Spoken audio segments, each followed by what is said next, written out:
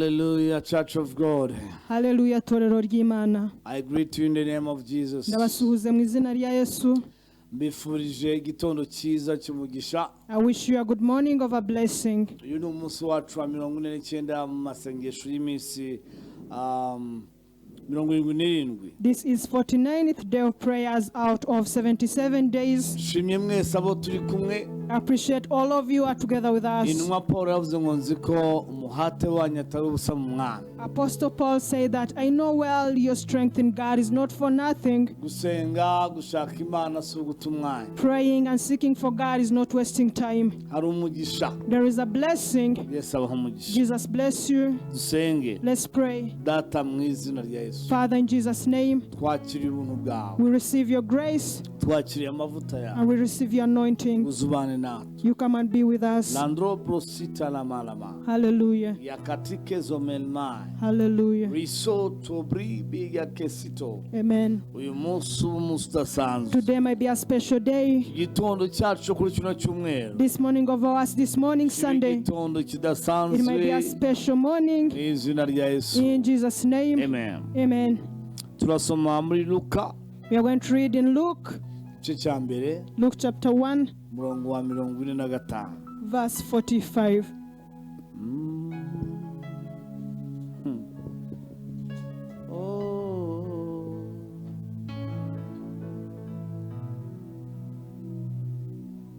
Ijambo ravuga ngo kandi hahirwa uwizeye ko ibyo yabwiwe n'umwami Imana bizasohora. Amen. Let's read Luke chapter 1, verse 45. It says, How happy you are to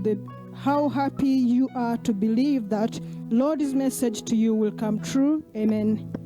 Kandi hahirwa uwizeye ko ibyo yavuganye n'umwami Imana bizasohora. Happy are those who believe that the Lord's message will come true. Ijambo guhirwa ni ijambo twavuga ngo ni uguhabwa umugisha. The word to be happy, we can say that it is also to be blessed. Amahirwe ni igihe umugisha wagaragaye.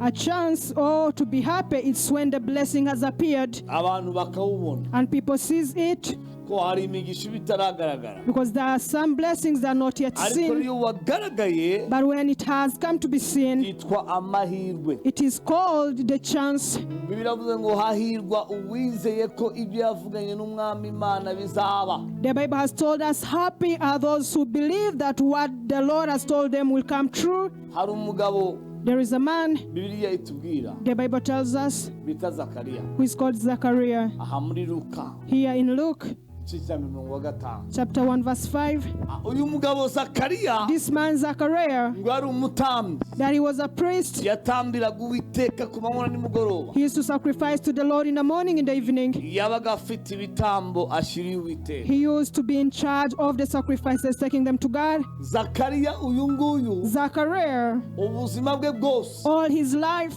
bwari ubuzima bwo gushyira Uwiteka, it was his life to take, gutambira Uwiteka. to sacrifice to the Lord. Zakariya uyu Zachariah, watambiraga Uwiteka ibitambo. the one who used to sacrifice to the Lord, Ngo yari afite ikibazo cy'uko we n'umudamu we Elizabeth batagiraga umwana. he had a problem. Him and his wife Elizabeth, they had no child. Ndavuga ngo igihe kimwe ajya gusenga. And the Bible is telling us one day he went to pray. Nimba hari mu gitondo, I don't know hari nimugoroba ntabwo biri bigaragaza. I don't know if it was morning or it was evening. The Bible doesn't show it. Ariko ngo agere mu rusengero But he reached in the church ngo ahura na marayika uhagarara iruhande rw'Imana. and he met an angel who stands beside God Aramubwira ngo witinya Zakariya, and told him, do not be afraid, Zachariah. umudamu wawe Elizabeth agiye gusama, agiye gutwita, Your wife Elizabeth is going to conceive azabyara umwana w'umuhungu. and she will give birth to a son baby. Zakariya ngo abyumve gutyo, And for Zachariah to get it like that, yumva ni ibintu bitumvikana bidashoboka. it was something impossible for him. Akenshi arubwo Imana ivuga, Most times God speaks. Imana ntabwo ijya kuvuga bitewe na situation urimo. God does not speak according to the situation you are in. ntikamwa na situation urimo. God cannot be scared by the situation you're going through. Umuntu watawe, Someone who was abandoned, wasuzuguritse, who was humiliated. Imana iramubwira ngo nzakugira ikirangirire isi yose izakumenya. God tells you that I'm going to make you famous and the whole world will know you. Uwakennye cyane, And the one who is so poor, iramubwira ngo nzaguha izina rikomeye. he tells you I'll give you a great name.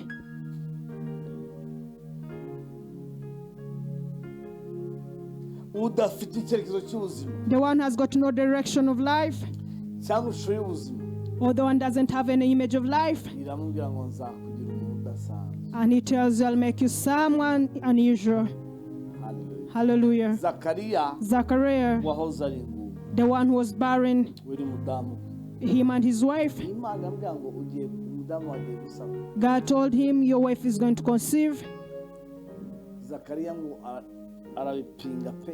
And Zachariah really hesitated. Hari igihe Imana ikubwira ibintu Sometimes God tells you something ukibaza ibintu Imana ikubwiye and you ask yourself what God has told you bitewe na situation urimo, according to the conditions or situation you're going through, kumva ntibishoboka. and you see it isn't possible. Ariko inzira z'Imana But the ways of God, zirenze igihumbi. they are beyond 1,000, Imbaraga z'Imana and the powers of God ziri hejuru y'ibintu byose. is above everything.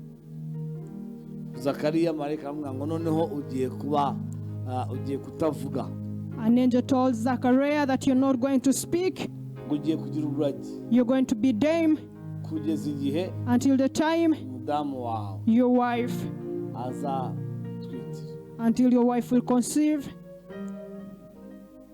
Zakariya Zachariah, ko atizeye ibyo abwiwe n'umwami Imana, because he did not believe what God talked to him, nuko byamugendekeye. that's what happened to him. Ariko nyuma yaje kubyara umwana bamwita Yohana. Later on came to give birth to a son called John. Iyo nkuru murayizi. You know that story.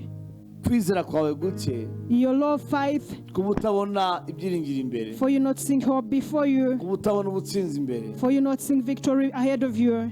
ntibisobanuye ko It doesn't mean imbaraga z'Imana zitakugeza kure. that the powers of God cannot push you far. Ntusanzwe, You're someone special. urihariye. You're so unique. Yabwiye Yeremiya, He told Jeremiah, yamuhaye yereko, he gave him a vision iramubaza ngo urabona iki? and asked him, what are you seeing? Arabwira ngo ndabona inkoni y'umurinzi. And he said, I'm seeing the rod of a God. Iramubwira ngo uko niko ndinda ijambo ryayo. And he told him, that's how I protect my word. Iri nyuma y'ijambo ryayo He's always behind his word kugira ngo iririnde. so that he can protect it. Gufitiye ubuhamya, I have the testimony for ufitiye you. ijambo kuri kino I cyumweru have the word for you this morning, Sunday, rivuga ngo which is saying ibyo yakubwira bisohoje. what he told, he has brought them true. Nimera dufata umwanya dusenga. Allow me, we take time, we pray. Data mu izina rya Yesu, Father, in Jesus' name, tugushimire muri aya masengesho ku cyumweru. we thank you in these prayers of Sunday morning. Ibyo wavugiye na mwene data What you talk to the brethren, bisohore rwose, let them come true, Lord. bibe rwose. They may be true, Imigambi yose or y'umwana, the plans of an enemy, imivumo yose or y'umwana, the curses of an enemy, yamburwa ubushobozi. to be powerless. Ndamuproteje mu maraso I Yesu, protect them in the blood of Jesus. wishe mu mbaraga I've z'Uwiteka. hidden them in the paths of the Lord. Uwiteka we, You, the Lord, mwambike gutsinda, give them to overcome. mwambike ubuhamya bukomeye Give them the great testimonies. mu izina rya In Yesu. Jesus' name, Wakira ubutsinzi buhamye. receive the great victory. Umwanya At this time, ndagusengeye I pray for you winjire mu masezerano that yawe. go into your Bimwe promises. Imana yakuvuzeho, Some of things God told bimwe you, wakiriye bitandukanye, the ones you receive different of them, byakire mu izina rya receive Yesu. them in Jesus' name. Amen. Amen. Imana iguhe umugisha. God bless you. Turongera mu kanya We are going to continue in a short time at around 10 mu materaniro, in the service. ndetse turongera none nimugoroba And also we are together again in the evening saa 12 n'igice. at 6:30 p.m. Uyu munsi Today, ni umunsi w'ibitangaza n'ibimenyetso. it's a day of miracles and the marks. Imana iguhe umugisha. God bless you. Kavuye ngo bye bye. Let me say bye-bye.